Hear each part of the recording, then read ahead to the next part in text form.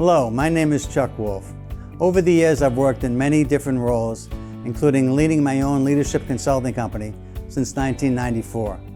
I've worked for and with some of the best companies and universities in the world, and have had the opportunity to work with government officials, military organizations, and public and private schools. I'm a leading expert and pioneer in emotional intelligence. Since 2009, I've been a volunteer hosting a radio show I created called The Emotion Roadmap: Take the Wheel and Control How You Feel. I really enjoy making a difference in people's lives.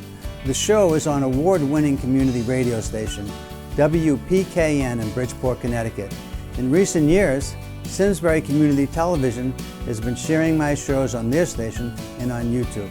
My sincere hope is that everyone who watches regularly will learn how to use the Emotion Roadmap in their own lives by listening to people who call in to get help with challenges at work, home, and in communities. To learn more, go to www.emotionroadmap.com. If you have a comment or question, email me at cjwolfe@cjwolfe.com. Thank you and enjoy the show.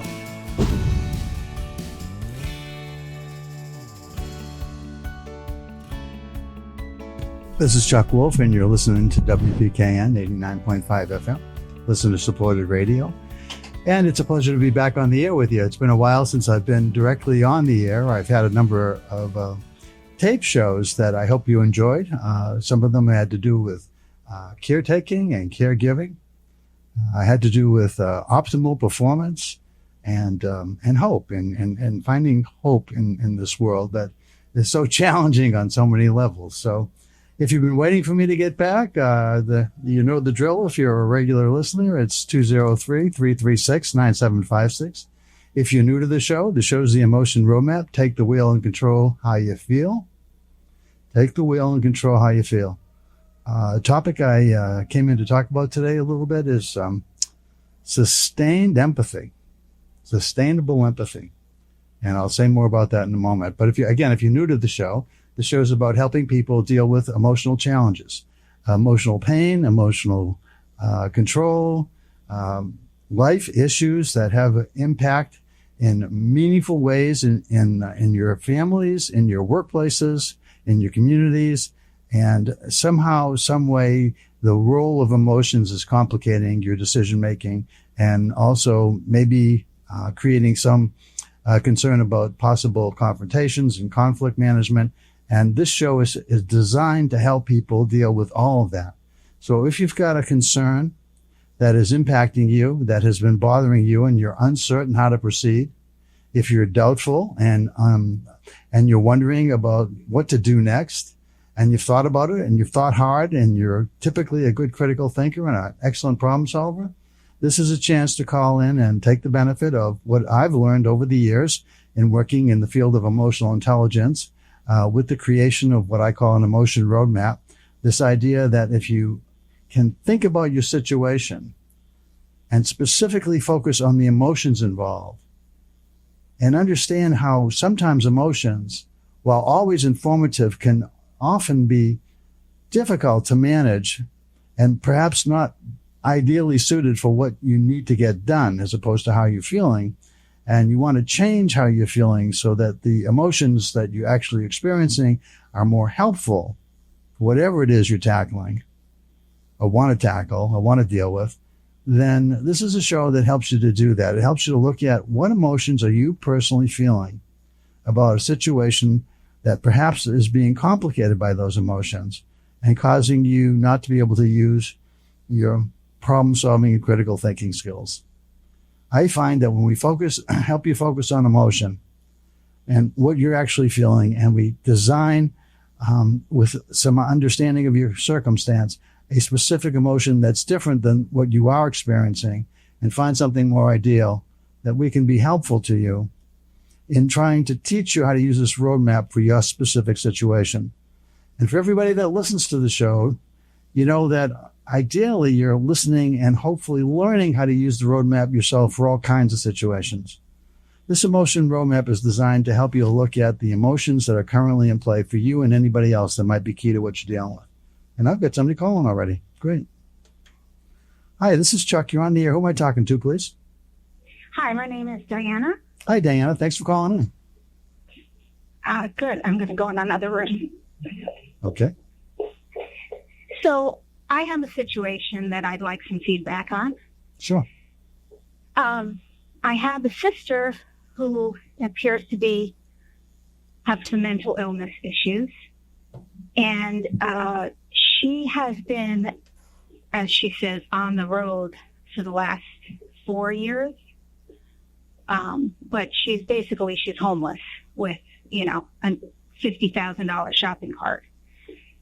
She's like sleeping in rest stops and campgrounds. And there are people who do this for a living, van life. She definitely has enough money to, get a place or stay somewhere, but it's become apparent she hears voices and she's probably schizophrenic and, she's living her own life.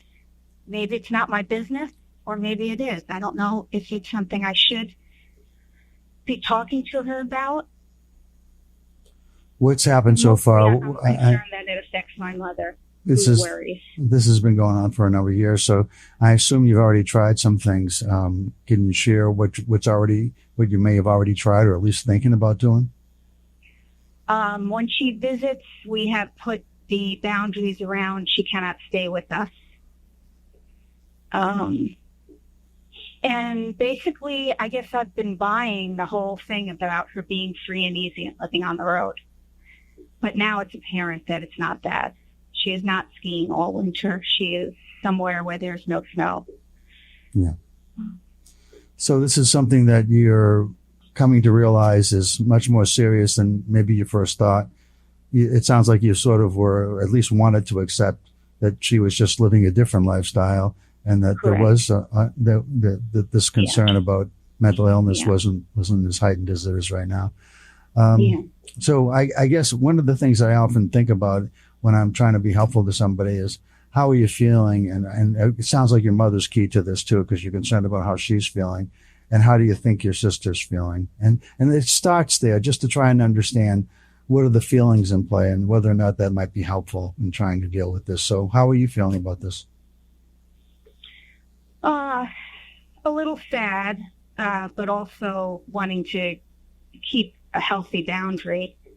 And what I've done for myself is I started going to Al-Anon meetings, because while she's not an addict or an alcoholic, she has mental illness, and it's the same idea when you're dealing with somebody, is to protect yourself, take care of yourself. Have you found those helpful? Very.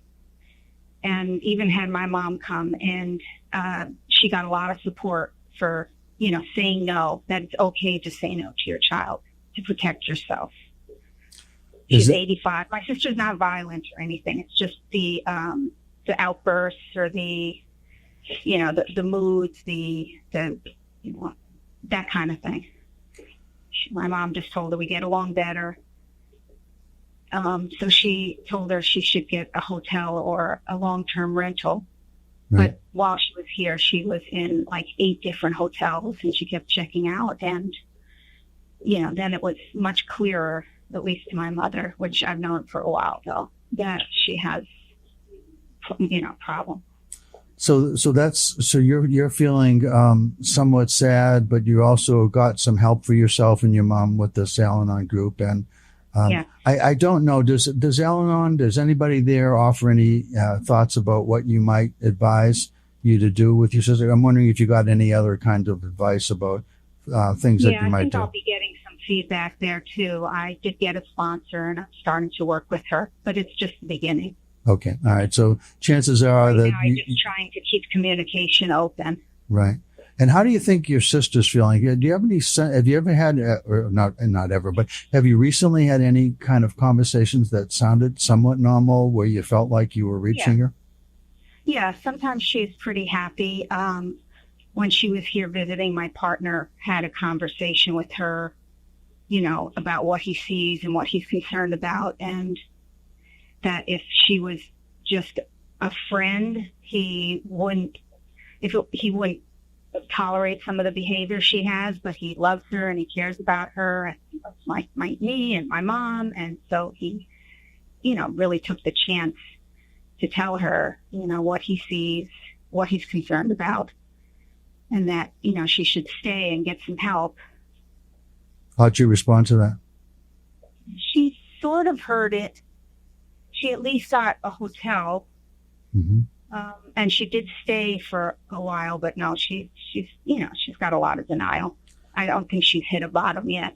Has she talked? This time was closest. Has she talked to anybody about it? I mean, has she seen anyone, any therapist or any kind? Oh. No. So she's not at that point yet. Yeah. Okay, so I'm not afraid of confrontation, but I'm trying not to be confrontative because I want her to keep contact. Right.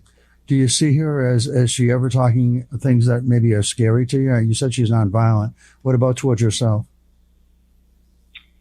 Yeah, just emotionally.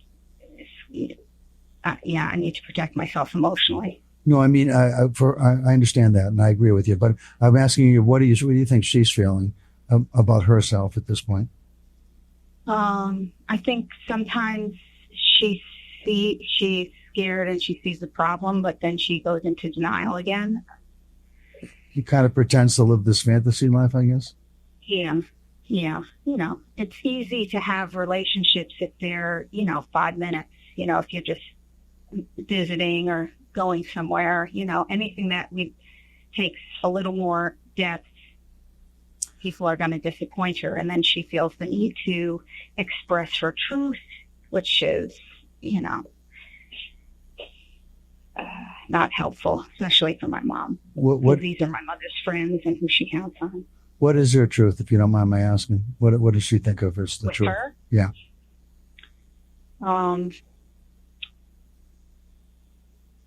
I realize this might be the crazy stuff, but I'm kind of curious to hear, to try to understand what her state is.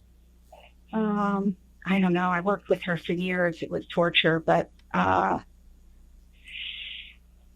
I think, she's a grown-up and she can do what she wants, and she has, the means to take, if she chooses to. She just doesn't choose to. Financially, she's okay? Financially, she's okay? Yes. Mm-hmm. She had a good job and she socked it away. She retired at 39. And so a lot of this is, poverty or frugal mentality, which is, helped her build up her nest egg. Okay. So the question becomes, one, what do you want to do next? Partly is you've got a plan in place already. That's the Al-Anon plan, I guess, for yourself and for you. Is your mom going to continue to go to that meeting with you? When she can, she goes. And we also went to a NAMI meeting, which is National Association of Mental Illness. Yeah. For families with families dealing with someone with mental illness. Mm-hmm. It's how we put things in perspective. Our problems are luxury problems compared to what a lot of other people are going through with, their children or, with violence and with jails and institutions, Right. So at this point, how often do you hear from her or see your sister? She usually says she's coming for 2 weeks to visit and stays for 4 months or so in the area. Wow, okay. My mother is dreading her coming back, but when she's out west, it's okay. Okay. My mother doesn't have to see it right in front of her. I can track her. I guess if I understand why you're calling, it's are you just kind of asking for me to kind of substantiate or validate what it is that you've already got in motion, or are you looking for something different?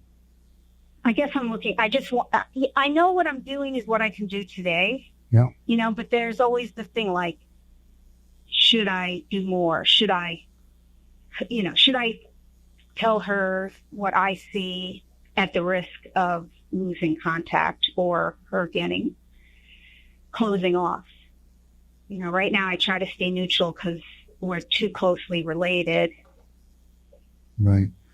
Are you feeling like you still love your sister? Right? Is there still that there?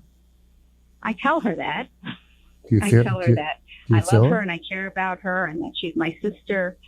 And because of that, but in reality, no, I would not Interesting. choose her as a friend. I would not choose to have contact with her. Yeah, if we it don't get wasn't- we don't get to choose our families, I guess.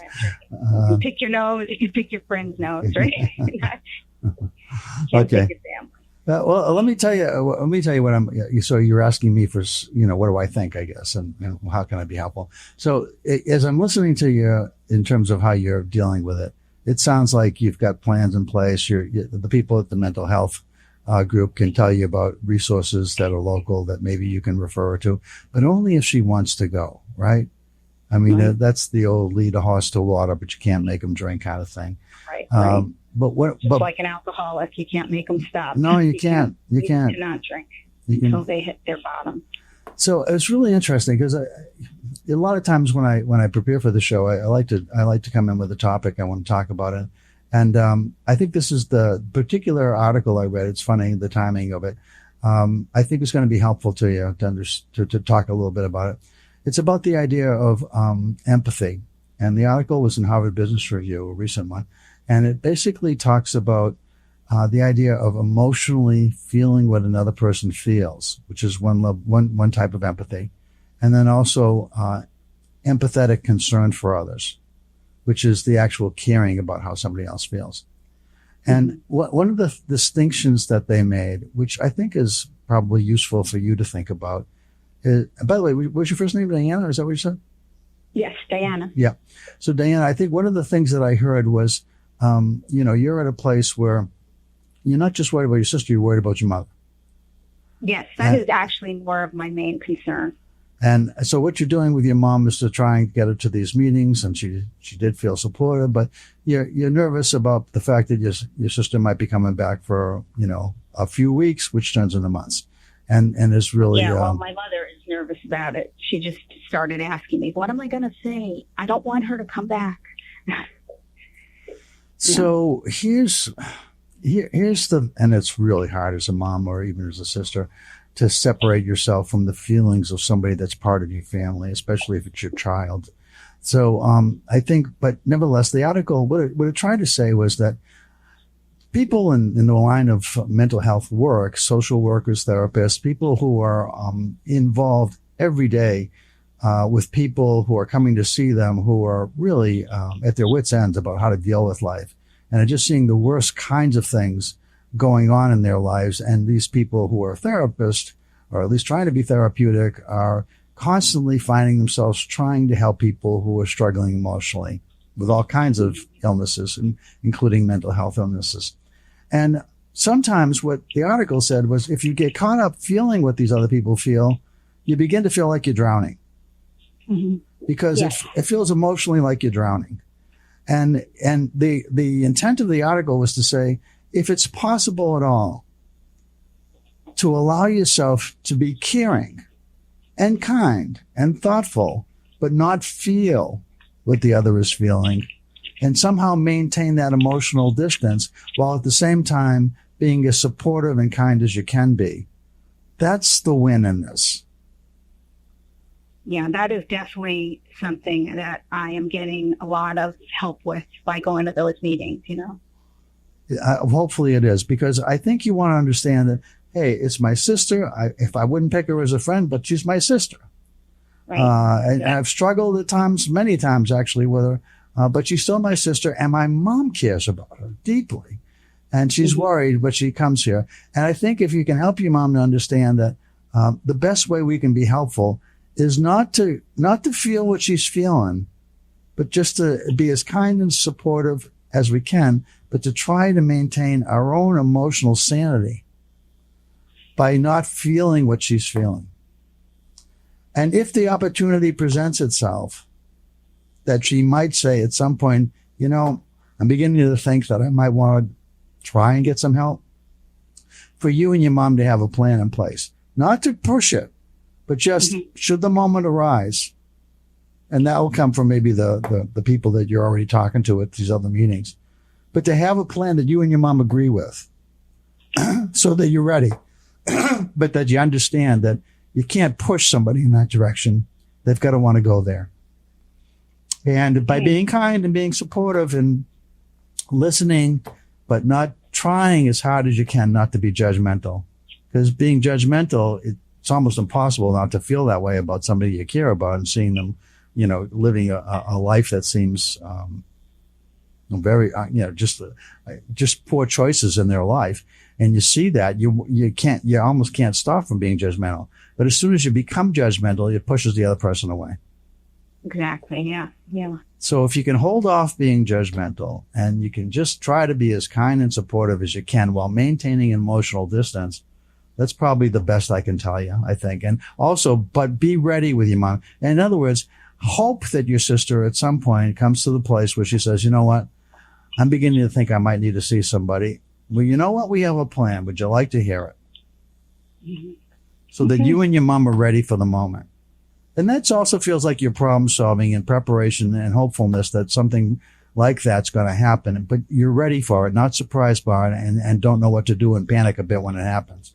So that part of it feels like it's constructive and something you can do positively just to be ready.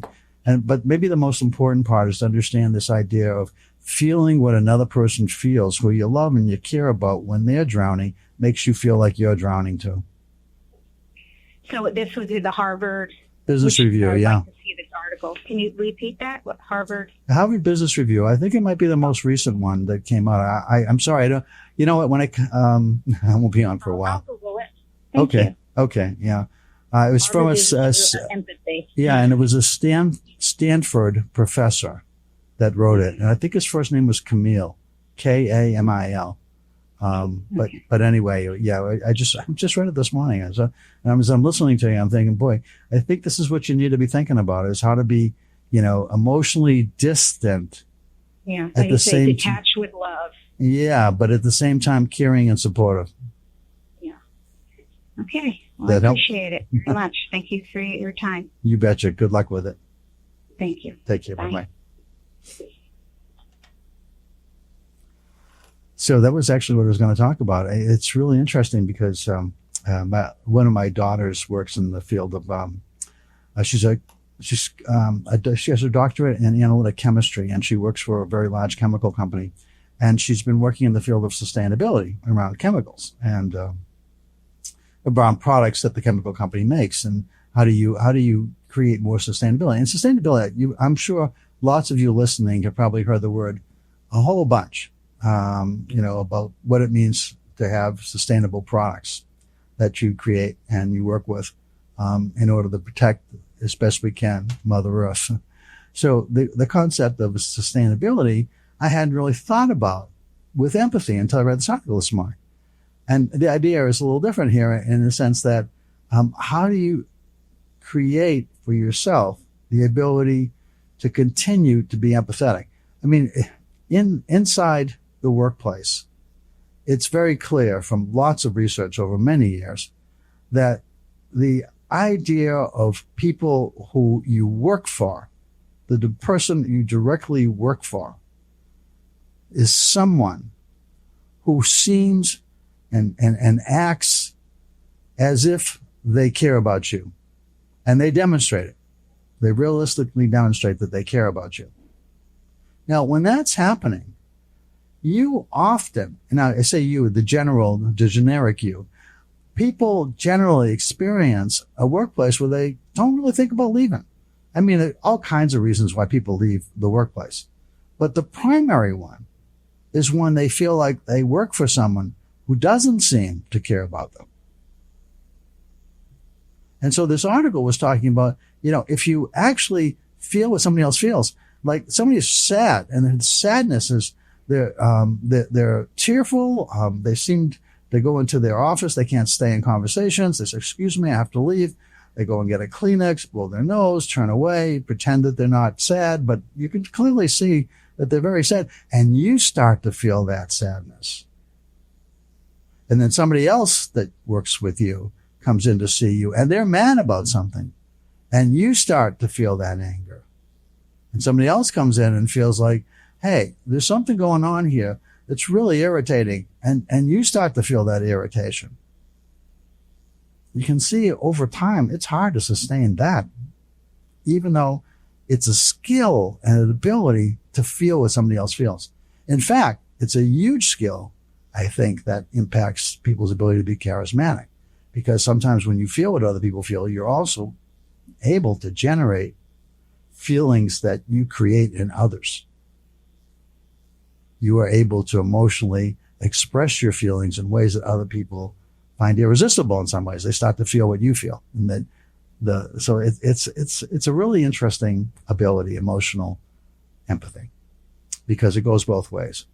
But the article was suggesting that the idea of feeling what everybody feels in your workplace is exhausting. You can't sustain that. But what you can sustain is rational, logical, problem-solving abilities to think about what somebody else has experienced.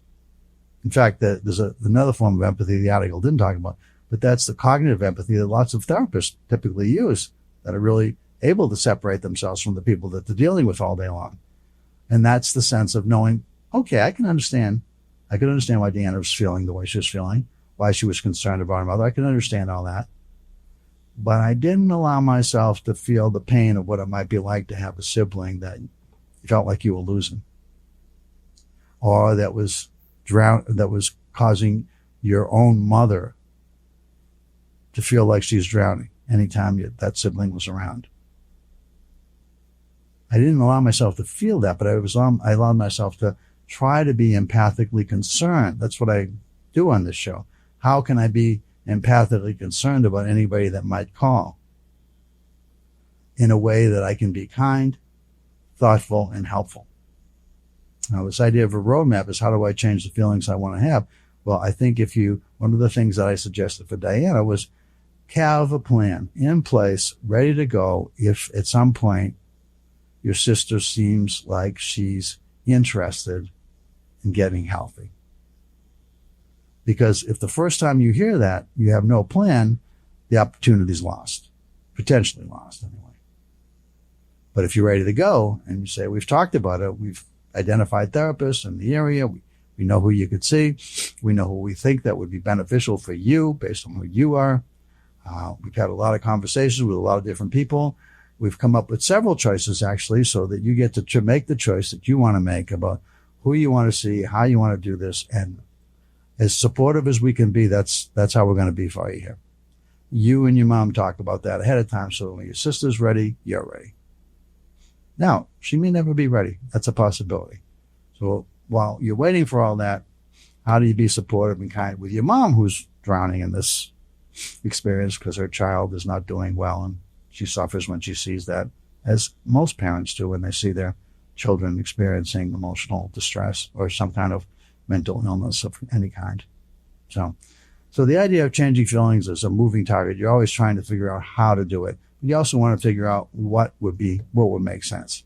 And so hopefully that was helpful to anybody that's listening that might have something similar going on in their lives.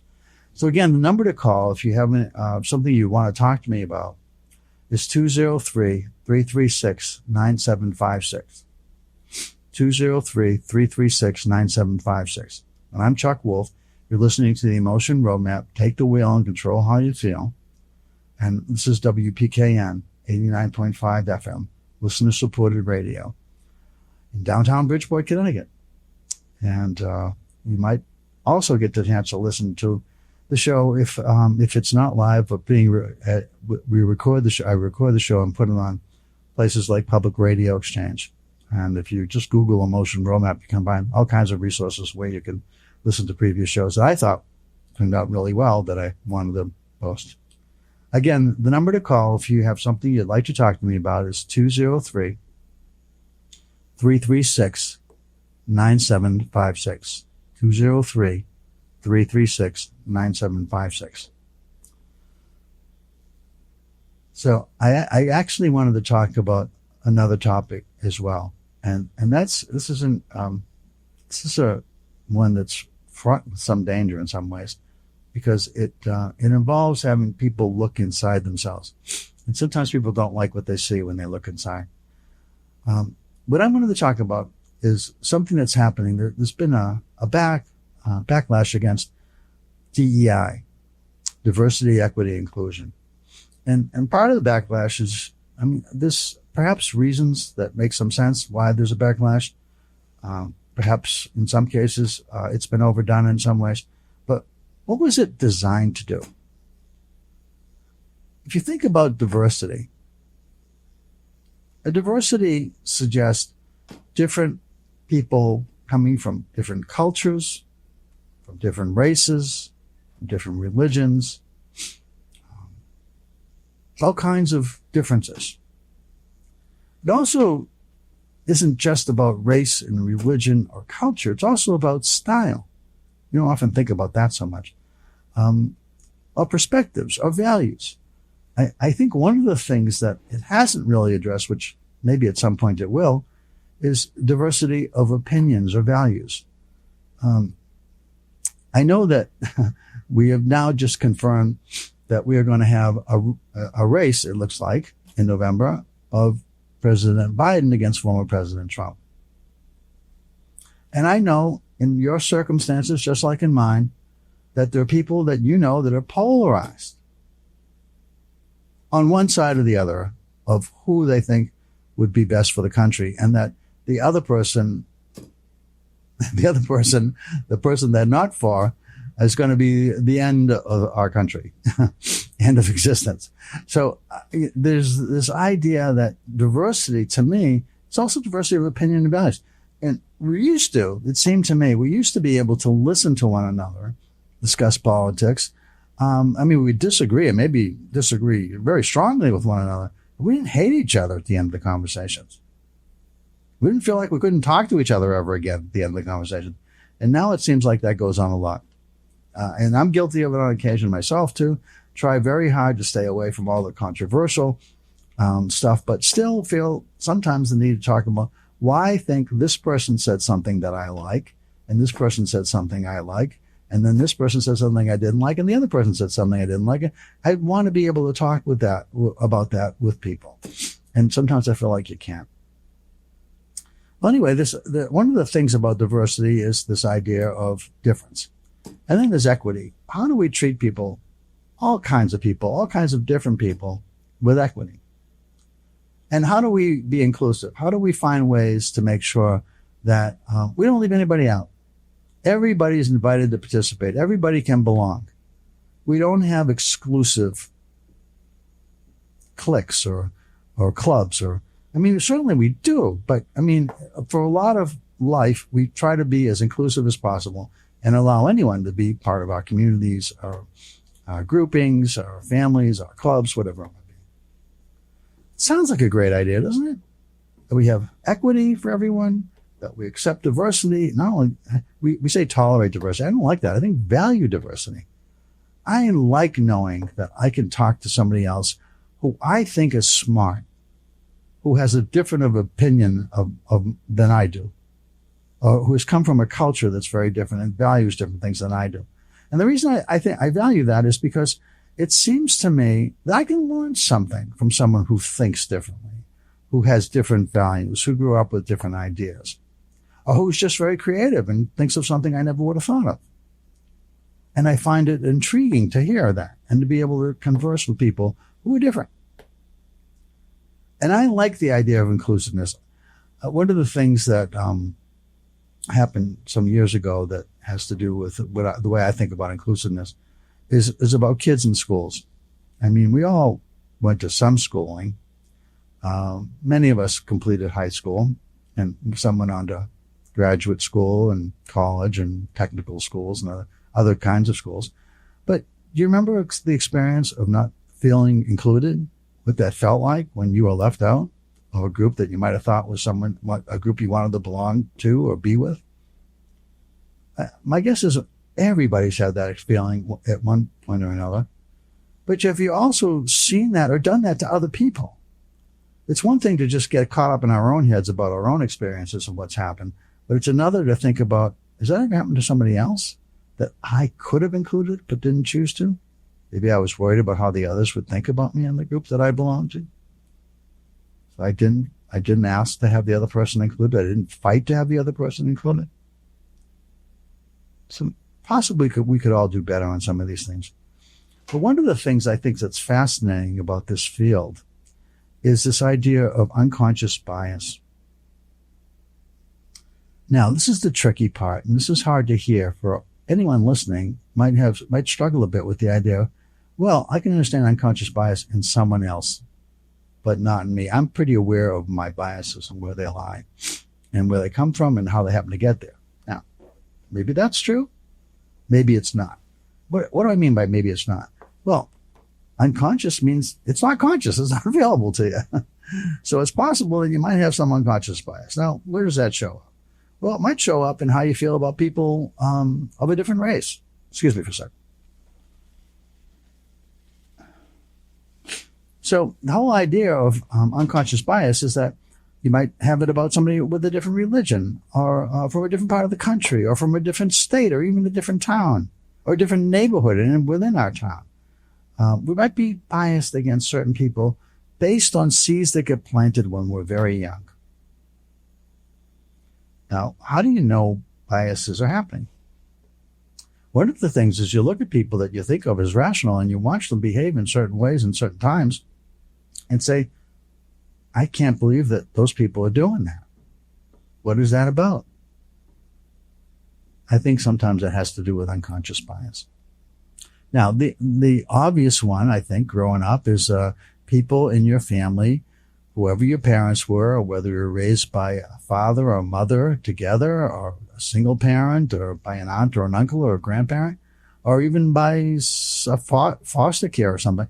Somewhere along the line, people are telling you how to protect yourself, who to protect yourself against, what to worry about, who to worry about.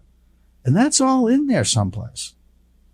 And we don't think about it until all of a sudden it pops up.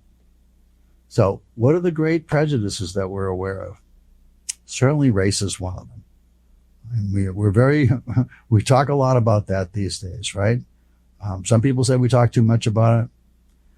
Until it's gone, I think you want to keep talking about it. You want to talk about it productively if you can. So racism as an issue obviously is a concern.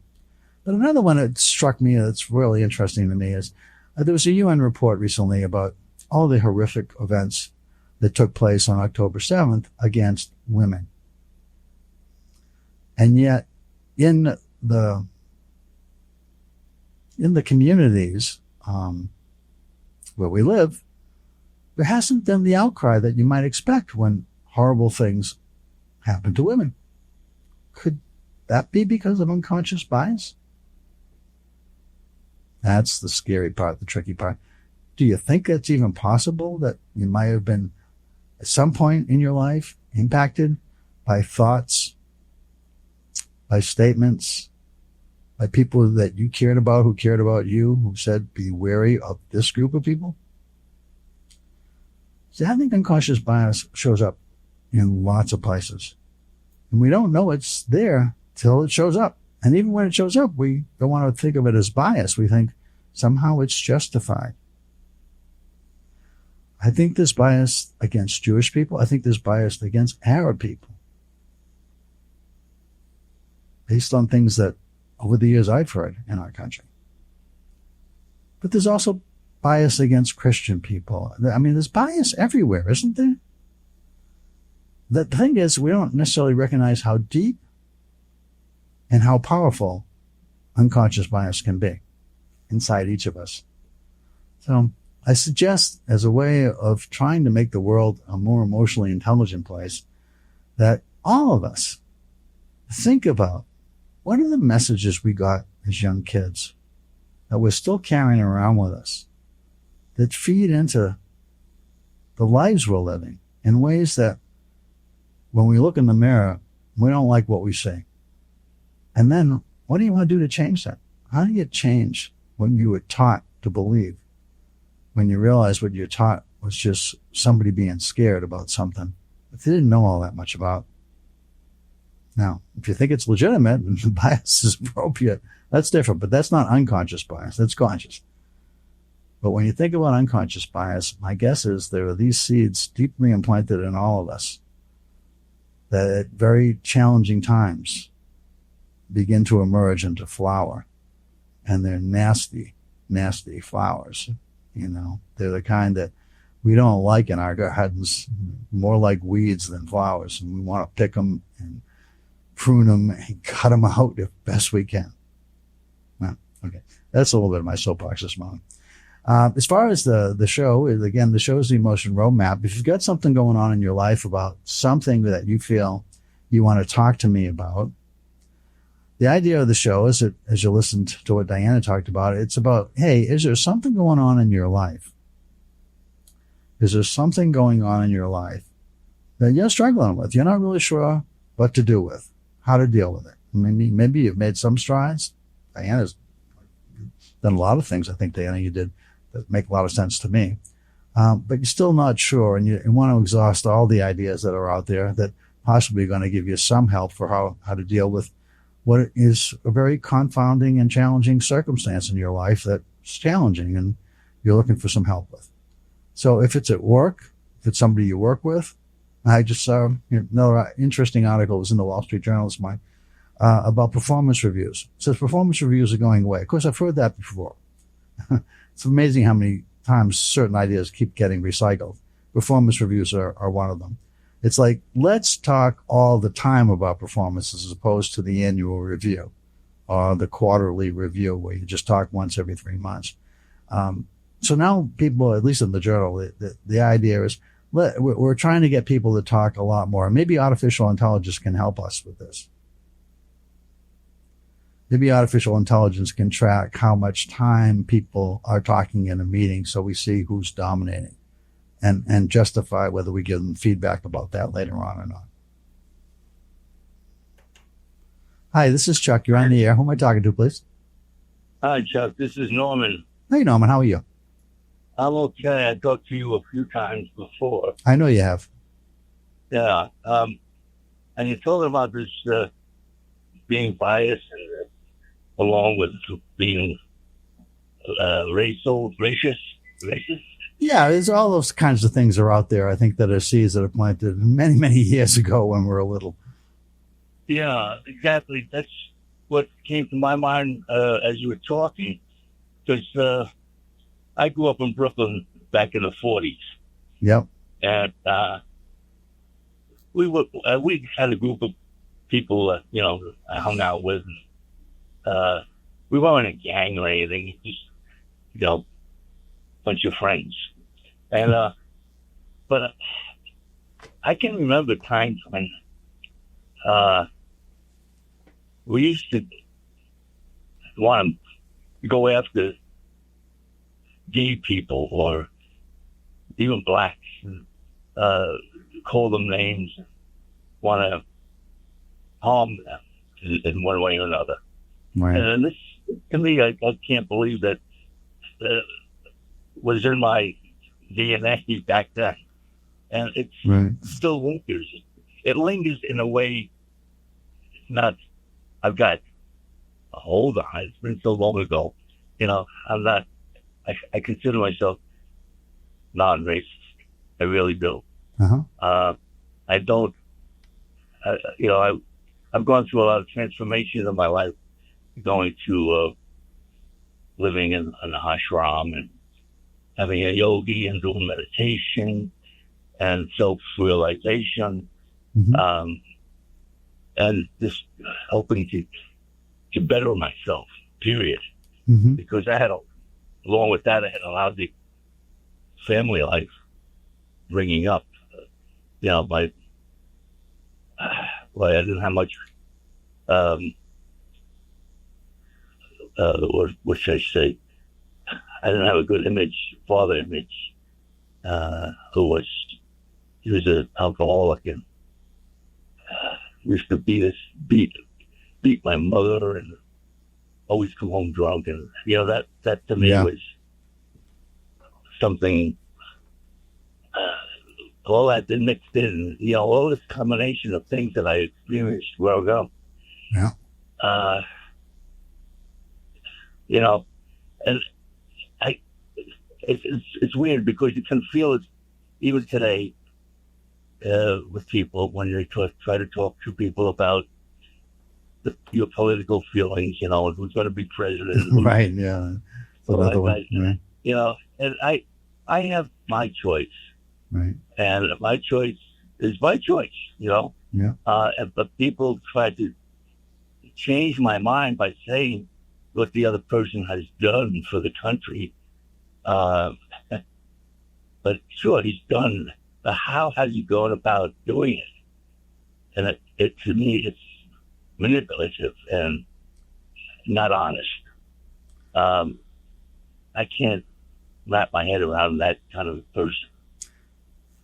I think, one of these things, Norman, it used to be when I was growing up, and you too, I imagine, we wouldn't see so much news, right?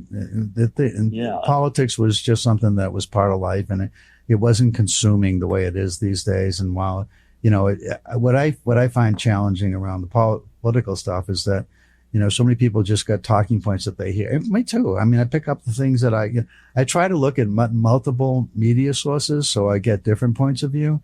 But still, you pick up the things that seem to, play in your mind as relevant and meaningful. And but if you get past and just try to understand why people feel the way they do and what makes sense to them. And I used to like to talk about politics with people. Now it's so hard.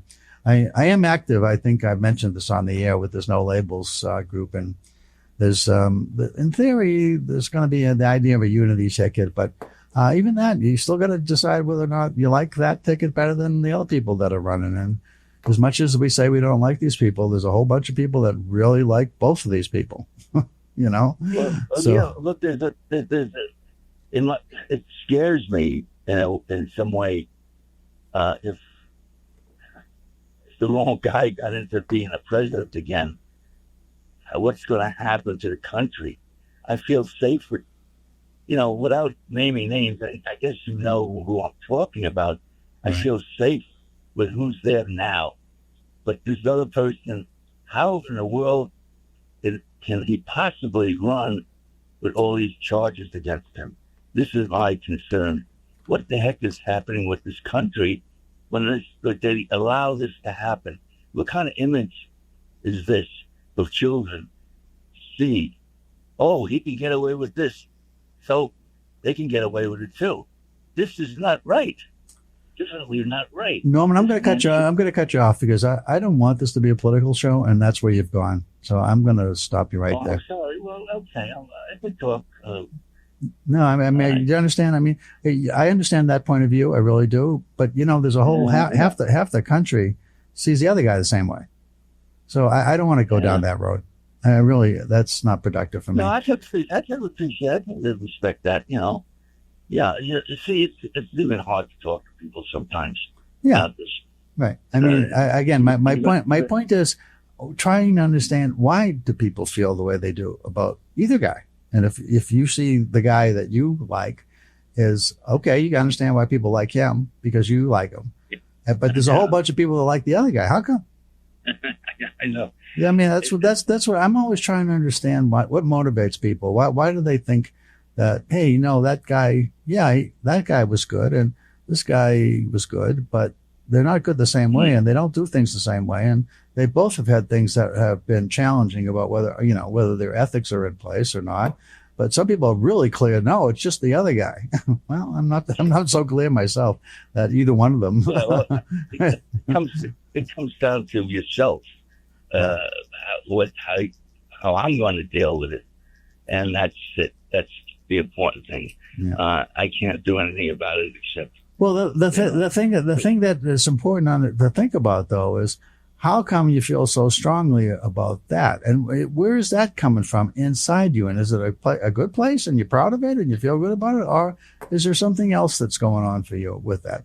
I don't know. All I'm suggesting is everybody look in the mirror and think about what were the messages we got when we were kids, and how are those messages showing up today? Because I got a lot of lousy messages over my lifetime that I as a kid, I look back and I say, I can't even believe some of the things that I said or did. Yeah. And I'm embarrassed by it, but I understand, where it came from, and I work every day. It's kind of like make America great again. Well, America wasn't always great, right? So you're saying it that way says for some people maybe it was great, but not for everybody. That's pretty clear. But maybe make America better every day, make where we live better every day. Make the world better every day. That's what I'm trying to live. Yeah. Well, the harder you try, sometimes it gets frustrating.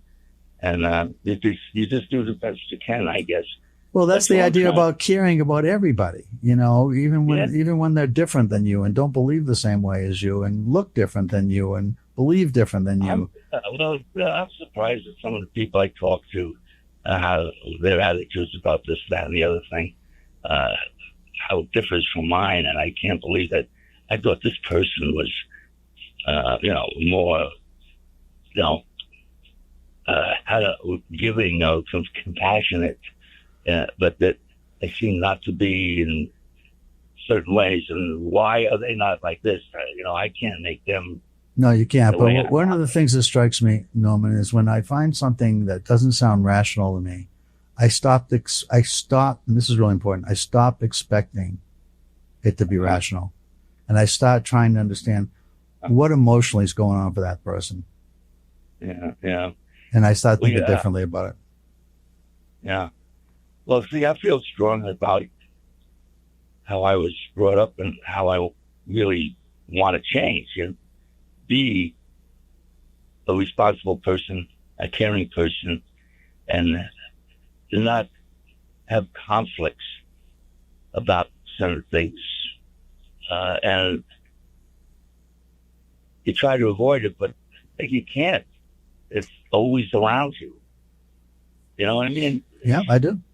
You talk about, you have a feeling about a certain thing and you try to express this to somebody and they come down on you, hitting you with a hammer, so to speak. And, oh, no, he does. It's not that. And they try to change you, and you can't change anybody, really. You can influence. I believe you can influence people. I do. I you think can influence people, but when they have a hard opinion about something, it's hard to get through to them. No, I don't disagree. I don't disagree with you on that. I think it isn't easy, but I absolutely believe you can influence people to change, and that's what I try to do in the show. Right? Well, you're right. I live in a place. It's run by the HUD, Human Urban Development Facility, and we have all kinds of people living here from all parts of the world. It's really interesting living here. It's a small facility, and when people first come in here, they're getting used to you, and you're getting used to them, right. and you have to all of a sudden now introduce yourself and try to make them feel safe and yourself feel safe, talking with them and introducing yourself and letting them know that, hey, I'm your friend. Here I am. If I can do anything for you, swell, let me know. But they're so insecure about things. Yeah, my show's going to end in a minute, so I'm going to say goodbye in a second. But I just think this idea I was talking about earlier, which is, I like the concept of valuing diversity, but I think it should include people who think differently, not just look differently. I also think that the idea of inclusion is, can we really try to include everybody, all groups? Part of what happened with DEI was it was only certain groups that were talking about being included. I think the idea of including everybody is really important. So I think that's different. And equity, why wouldn't we want equity for everybody? Everybody to have that opportunity. We're all people. We all have blood running through our veins. The only difference is, like you say, the culture, the color of our skin. Yeah. Those are the things that make people different. And if we can't get through that, see that they are like us, everybody's the same. Yeah, it's at some level we're all kind of human beings. Yeah. Yes. Yeah. All right. Well, I got to go, Norman. I got to just sign off in a minute, so I'm gonna let you go. But nice talking to you. Nice to talk to you again. Take care. Bye. Bye. Okay, folks. So you've been listening to Chuck Wolfe, The Emotion Roadmap. Take the wheel and control how you feel. It is hard to talk about, your own prejudices and biases growing up and the things that you might have done as kids. I think if we just look at every day as an opportunity to be the best version of ourselves, to try to find ways to get past whatever biases, prejudices, things that we grew up with or heard about, or it's one of those things that it really isn't easy, but it's doable. I just think that the world's a better place when everybody in it is trying to be the best versions of themselves. So I hope the show helps with that. I hope you enjoyed listening to the Emotion Roadmap. Again, I'm Chuck Wolfe. I'm on the first and second Wednesdays of each month from 12 to 1 p.m. on Wednesday again, the first and second Wednesdays of each month. And the show is on WPKN 89.5 FM listener-supported radio. And thank you for your listener support. It's really important to us. This is a day and age where community radio stations really, really depend on all the people out there listening to us. So if you can, and if you're able, and if you can make a donation to the station by going onto the website, that's a great thing to do. Take care, everybody. It's been a pleasure being back on the air. I look forward to seeing and talking with you again when we have the chance coming up in April. So be back on the air in April, and thanks for listening. I hope you enjoyed the previous shows that I recorded.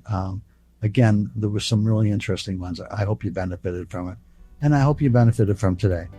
Take care. I wish you all well and a wonderful week. Bye-bye, everybody.